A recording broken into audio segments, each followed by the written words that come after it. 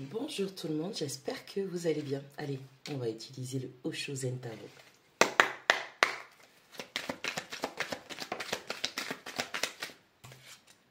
Allez, on a la numéro 11. On parle du fait de briser des pensées limitantes. Allez, on arrête de penser d'une certaine manière, de réfléchir d'une façon où ça nous limite, ça nous empêche d'avancer, ça nous empêche d'évoluer, de croître.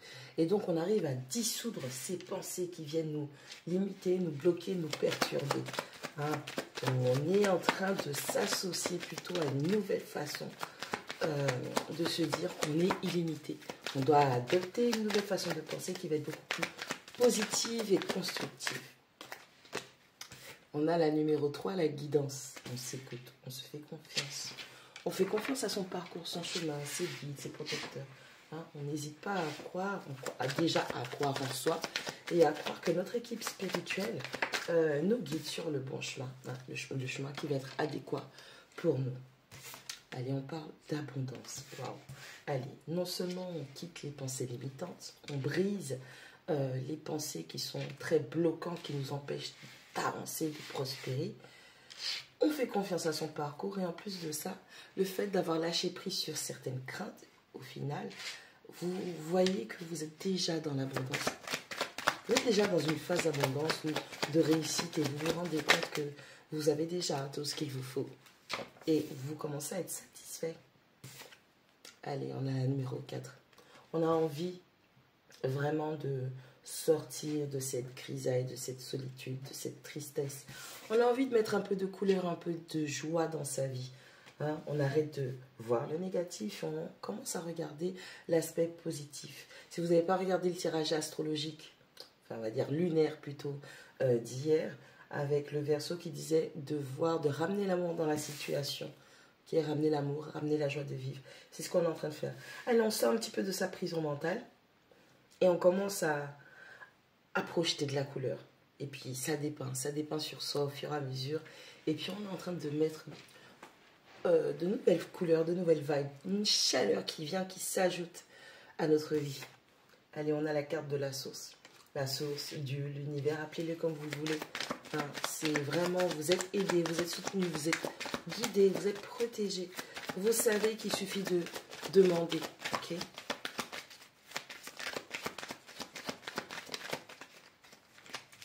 J'ai vu une qui s'est retournée tout le temps. Voilà.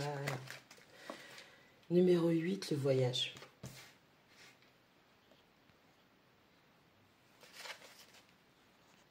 Allez, donc on revient avec notre numéro 8, le voyage. Allez, vous faites confiance. Bien évidemment, vous êtes en train de voir et de comprendre que là où vous aviez des incertitudes, des inquiétudes, vous n'étiez pas sûr de vous, eh bien, on vous montre que votre chemin est en train de s'éclaircir au fur et à mesure. Vous êtes en train de prendre conscience du parcours hein, jusqu'à aujourd'hui qui était un peu effacé. On avait l'impression d'avancer à l'aveuglette. On avance, mais on n'est pas sûr déjà d'où on va et puis quelle va être la destination finale. On a vraiment quelqu'un qui se rend compte que c'est pas si terrible que ça. Okay? Si je regarde l'aspect positif, j'ai eu beaucoup de concrétisation et tout jusqu'à aujourd'hui m'a protégé.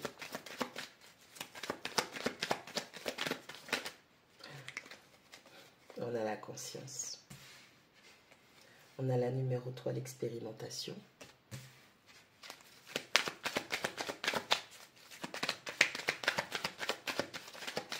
Ouais, c'est bien ça.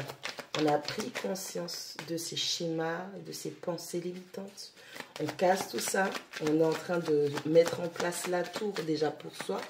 Et toutes les personnes qui sont autour de nous vont être impactées par ce moment de tour. On a décidé de regarder l'aspect positif et de ramener de la joie à vivre dans ce qu'on vit, même si c'est difficile, ou un peu de tristesse, de grisaille, il n'y avait rien. On change sa mentalité. Bon, on a la numéro 2, la schizophrène qui revient quand même. On est vraiment en pleine crise de conscience où on prend conscience des choses.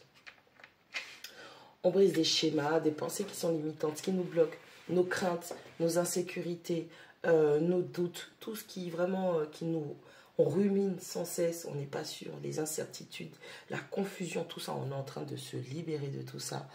Et puis, on se fait confiance. On fait confiance au parcours, on fait confiance à l'univers. Quant à ce qu'on va expérimenter, quant à sur quel chemin ma vie me mène et ce que je dois découvrir, explorer. Ok.